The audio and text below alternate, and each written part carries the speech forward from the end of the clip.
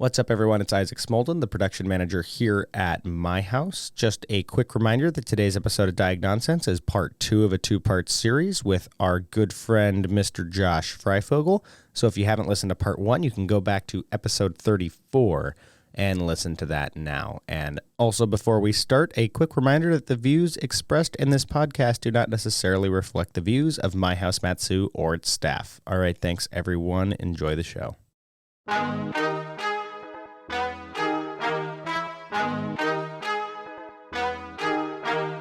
90% of the time, I have no idea what I'm talking about. No one knows what it means, but it's provocative. It's not. It's Gets the people going. You are now listening to Diagnonsense Then we would just be idiots saying nonsense. with Kurt Honak Damn it. and Isaac Smolden. I am also here.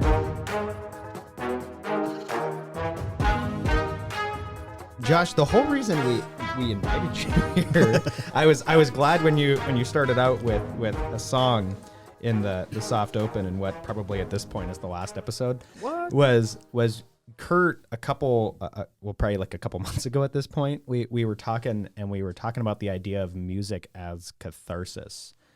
And I wanted to provide a space for that conversation to happen. I know, Kurt, you've got the new, is it still a new guitar at this point? Less than a year old, the brand new guitar. Oh yeah. I got a 7-string Schecter. Yeah. Yeah. It's a multi-scale, and I've just been playing the hell out of that thing.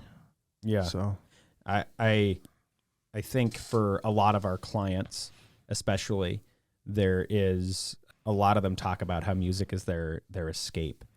And as someone who has been involved with the music industry, the music and the local music scene for years, I'm anxious to have this conversation with you. Well, this is my favorite topic. Next to Out of conspiracy everything? theories. Okay. No, it really is my favorite. I mean, my whole business, Make a Scene, it's all built around the importance. I think what's happened is, again, corporations have turned music into a product.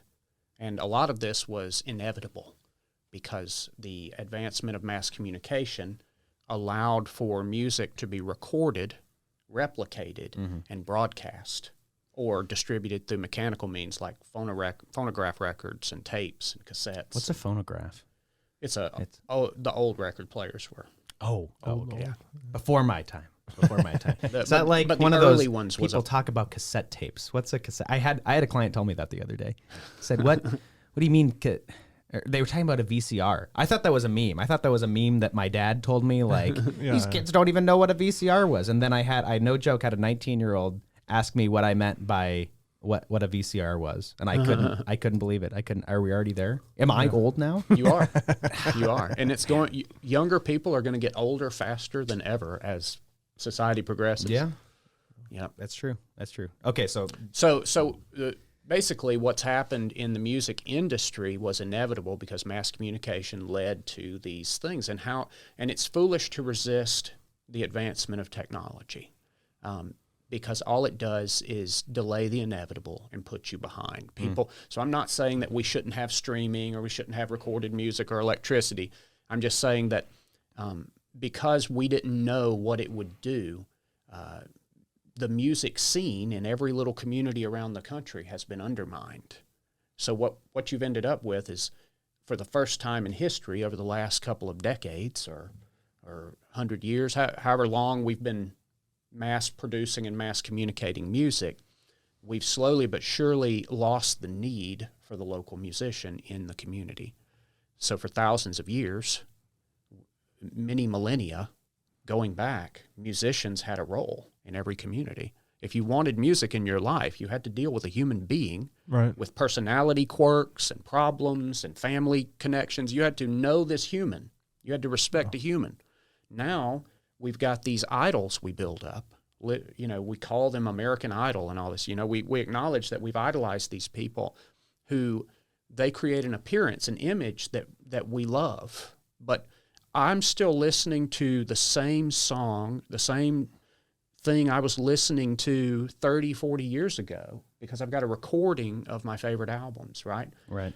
So that's why copyright is called copyright, because they were copying each other. So you had the right to copy something. You had the right to make copies of sheet music, and then they would. Most people never heard Beethoven play his music. They heard other people perform Beethoven's music, Right. and it didn't diminish Beethoven's reputation because that was the norm. They were playing Beethoven, and the performer had an identity as well as the composer. Those two roles have mostly merged, with the composer being lost from pop culture. Most of the time, we don't know who writes songs, and we don't really care. We assume it's the artist. Right. Guarantee you Jason Aldean didn't write that song, right? Guarantee you it's probably like a group of people who wrote 10 other songs that day. Right. Right. Chat GPT. Yeah, it could be, really, really. But so what's happened is the cultural significance of music and musicians themselves has just been totally destroyed. And because it was always a small minority of people in a community that played those roles anyway, we didn't even notice. They're just gone. So now when I talk to local musicians and I say make a scene, which I've been saying now for 20 some odd years, what that's always meant was that we need to just act like the corporate music scene doesn't exist. What would you do if you weren't competing with them? And because right now what happens is a musician gets a little wind beneath their wings. Barbra Streisand. Just bringing it full circle. Yeah, they get right. a little tailwind behind them. They get some popularity, and everyone starts telling them to leave. They say, you should get out of here. And we don't do that with any other industry. We don't tell young aspiring doctors, hey, you should Maybe sports players should leave. but that Right. has a lot of the same similar principle. pitfalls. Yeah. Right. And so with music used to play this very important role. It brings people together. Anyone who's ever attended a really good music event knows that there's an energy in the room that you can't get from the record. Yeah. Many times you're going to enjoy the music live much more than you enjoy the record, and then you listen to the record and you don't even like it, right? So there's something about live music that really brings society together, and I think there's no way that removing that cultural thing, that cultural norm, and just completely debasing it and removing it from society in such a short period of time hasn't had a negative impact on how we connect as a community, because it used to bring us together, you know? So that's huge. And as a former homeless teen myself, quite dysfunctional, quite strung out on drugs when I was young and all this stuff, music was my escape. Music was the one world where I had complete control over what happened. And I felt like everything else was out of my control. Even my own habits, I felt, like nothing was going right.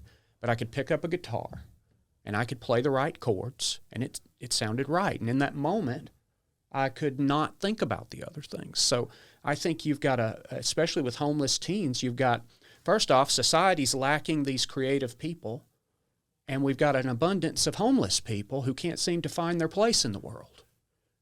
And they all seem to be so creative. So what is it? What are we missing? What we're missing is society. I think kids like myself or other kids who find themselves going down the wrong path, perhaps society has just not made room for the creative people we used to make room for. And that's why they can't find their place. And that's why when they come here, you see such a preponderance of creative kids that are dealing with such traumas.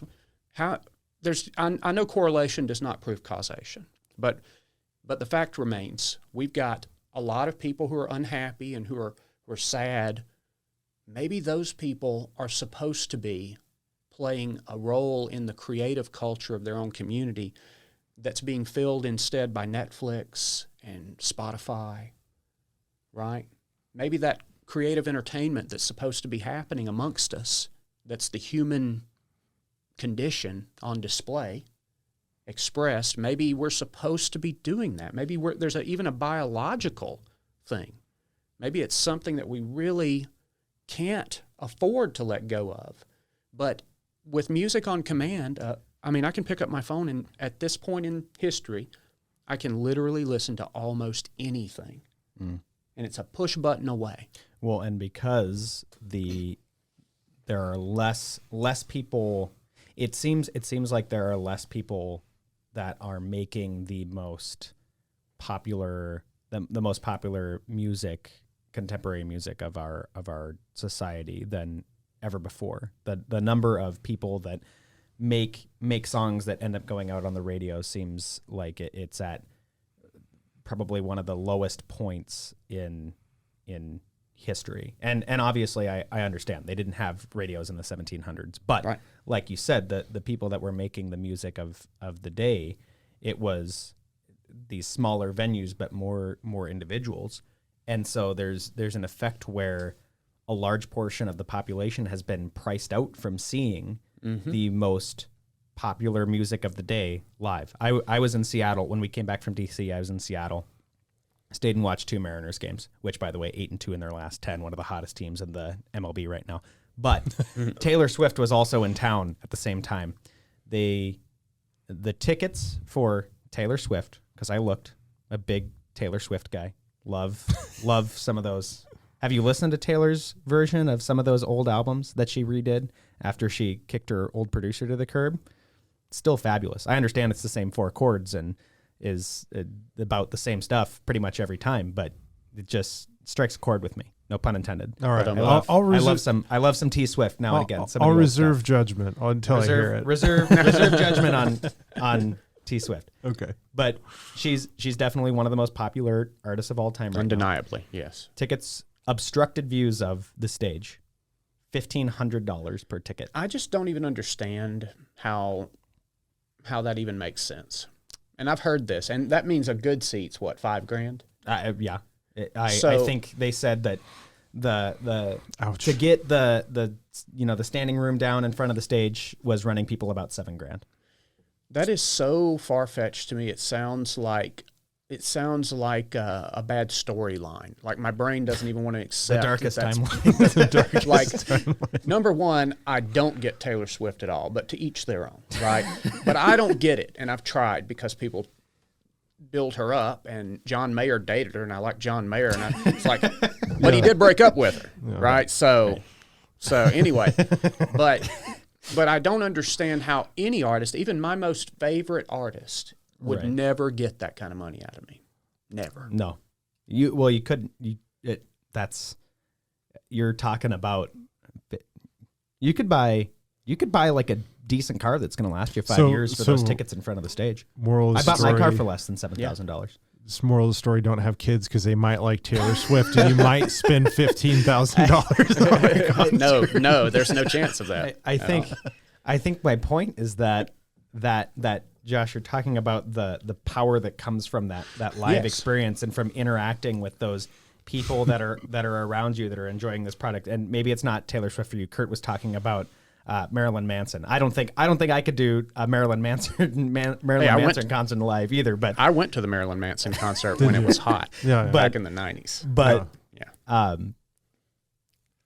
a majority of people just are never going to have that experience, or they're going to have to sacrifice so much, huge amounts of quality of life to be able to have that experience. Well, and that's why so much of what my company has been about from the beginning is creating because there's just basically it's an infrastructure issue. We're not supporting these people as an economic part of the system. It's common for local bands to talk about this, but the going rate per musician, at a local bar band, unless you've really got a following, is about $100 per person. Yeah, but that's what it was in the 70s too. Yeah, it not kept scaled up with inflation. And I mean, I bought this guitar, right, and I'm going, okay, by the time you get your guitar, your case, your pedals and amp, and you're spending thousands of dollars. PA system. And the amount of time you have to spend to become proficient enough to call yourself professional. Yeah. And to sell your services.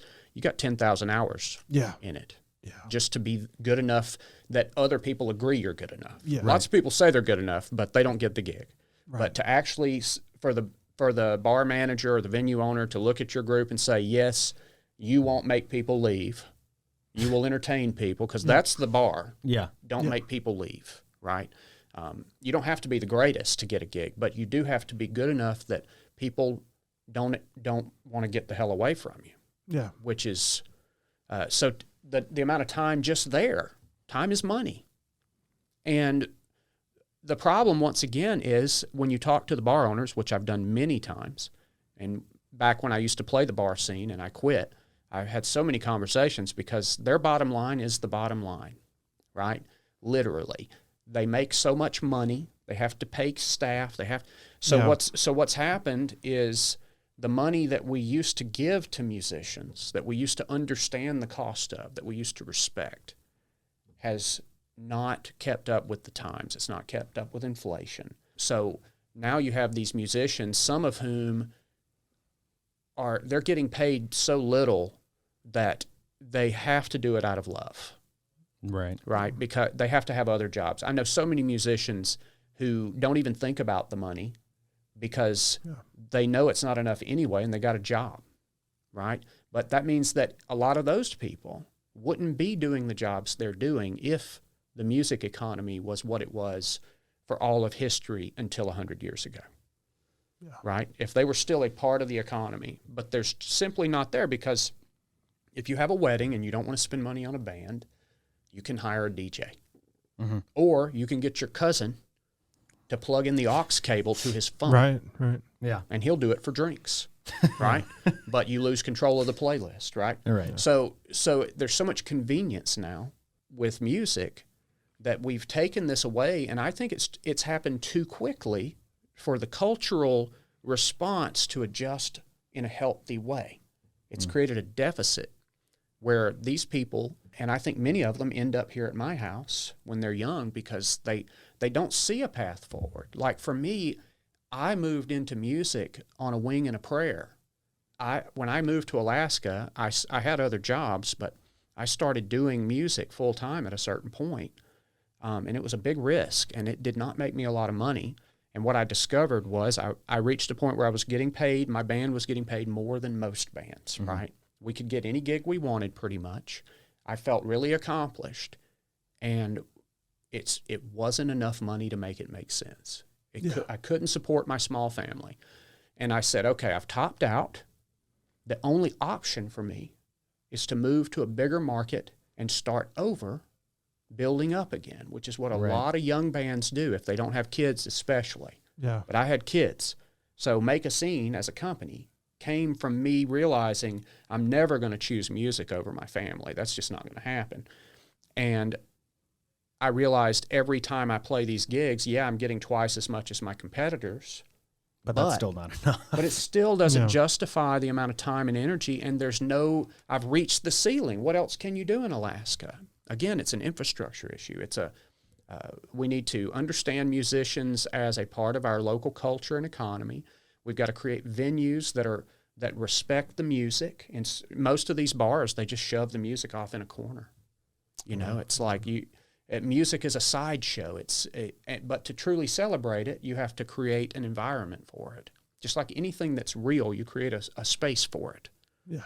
Right? If you don't create a space for doing laundry in your home, the laundry's going to pile up. Right? It's just the way it is. We have to create space for the things we care about.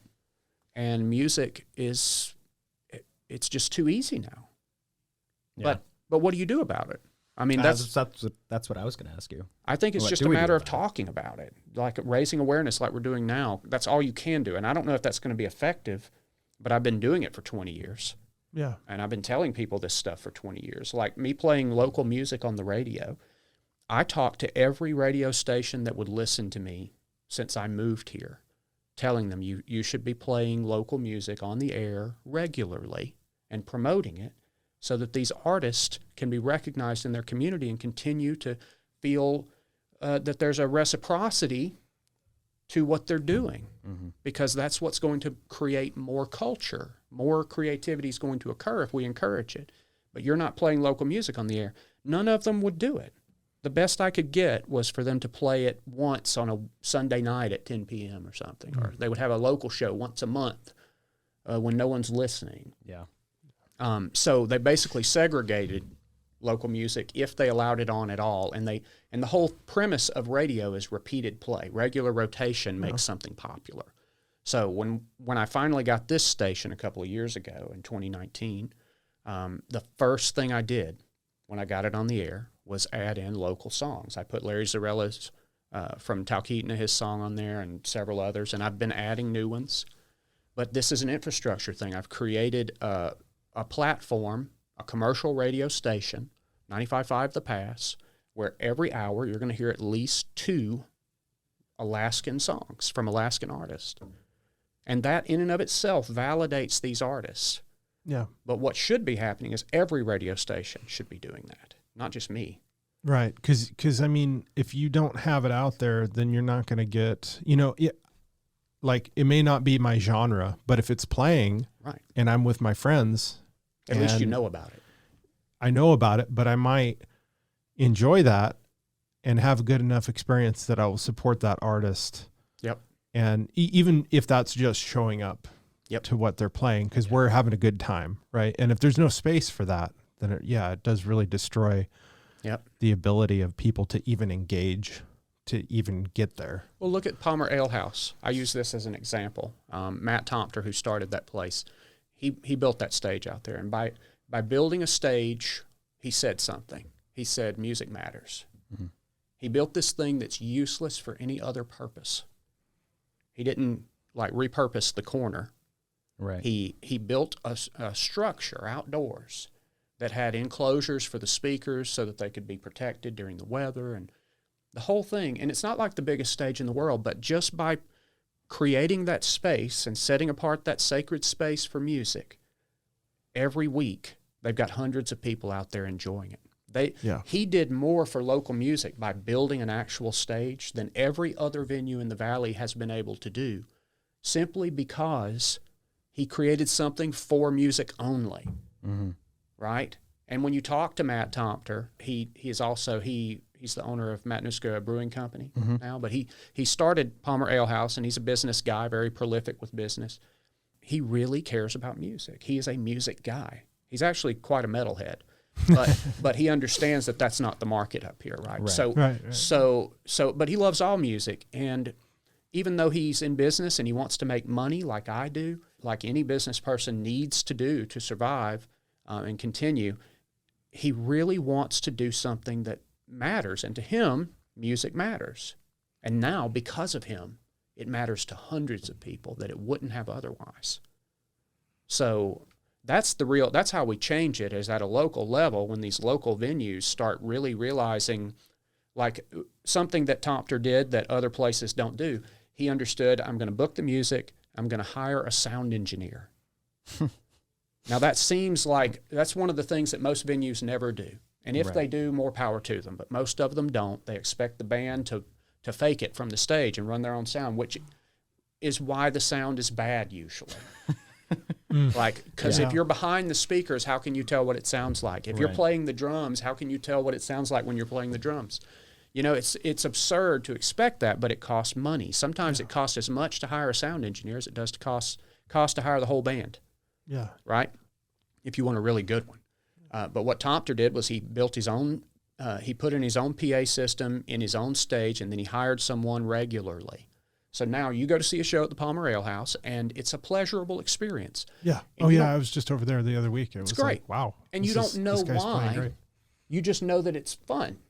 And it sounds good because someone made it sound good. A professional person who knows what they're doing. Yeah.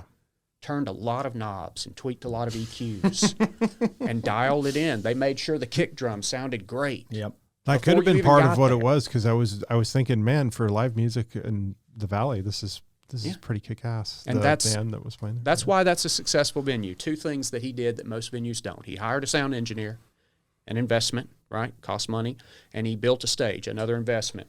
But look how much money he's realized from it. Yeah. I mean, not him now because he sold it. But again, he sold it after making it popular.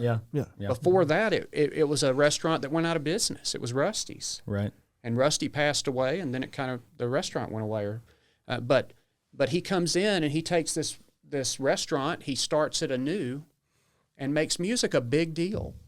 And now he's got this success. So to me, I don't understand why more businesses don't recognize that if they take the time and energy to invest in music, they can make money off of it. It can be highly profitable. There's your call to action. That's how you change it. Shop local, listen to 95.5 The Pass. Oh yeah. If you want to listen to a lot of good local music. Shout out to Josh's radio station. Read the People's Paper. Read Liberty Liberally. Oh yeah, Josh, That's my mine. favorite section. yeah. I of get the that a lot. People's A lot of Paper. people really like it. Yeah, yeah. I'm a regular reader of Liberty Liberally. So I do. I will get a bunch of papers and then I'll binge them all at once because that's how I do anything. I'm just like, okay, it's like now I can really. That's the ADHD now I can talking, spend Kurt. hours reading. Yeah, that's how I am. That's how I am. But Josh, thank you for coming in as always. Thank you, Isaac. We turned one episode into 2 episodes about 14 That's good, different though. things, but that's what makes these. That's what make these fun. Kurt, Yeah. do you have anything as we wrap up? please support local businesses and music so we don't end up in Blade Runner, Alaska. Because I feel like that's where everything is going into Blade Runner territory between, people not getting with their tribe. People need to be with their tribe, whether that's music or that's like a hobby or whatever it is. And we're losing that like not tribalism in a bad way, but like we're monkeys and we got to get together and be excited and be happy about things because otherwise we're isolated. And Don't silo yourself. yeah, Find your people. Yeah, find your people. As quirky as they are, right? Or can be. You're my people, Kurt. Yeah, you're my Diagnonsense is people. my people. Yeah. Be part of the Diagnonsense people. Buy a T-shirt. Sheeple. Be People part of the sheeple. Diagnonsense sheeple Yeah. and buy your Wake Up Sheeple Diagnonsense T-shirt now. myhousemerch.ak.com. Buy our merch. There's your other call to action. Yeah. Shop local by going to our print-on-demand website. Are we part of the problem? Maybe we're all part of the problem, and we have to slowly but surely extricate ourselves from it. Yeah, There you go. Poignant. I would say so. Is that it? That's it. Hey, you guys, They Live, one of my favorite movies. Talk about post-apocalyptic. Have you seen They with the Live? sunglasses. Yeah, Yeah. I've seen the memes. I haven't. It's going to be special showings on Sunday the 3rd and Wednesday the 6th in theater, 35th anniversary. I just wanted you guys to know because I'm telling everybody I'm going to try to go see it. Okay. It's like an anniversary show. It's just such a great movie. Yeah. Like it's got Roddy Piper in it, and it's so funny and weird, and but all also out of bubble gum. yeah, but it's just great. Yeah, I think that's Oh. that movie. Yeah. He puts on the glasses and he can see all the lies, like the ads Yeah. change, and the people. That's right. You can see their weird alien faces, Yeah. especially since they've now disclosed aliens. So Right. so we know it's real now, right? Well, no, it's non-human biologics. That was a Sure, they- careful. That was a very careful choice of words. Is that like an Alex Jones thing? Are they putting a chimera in a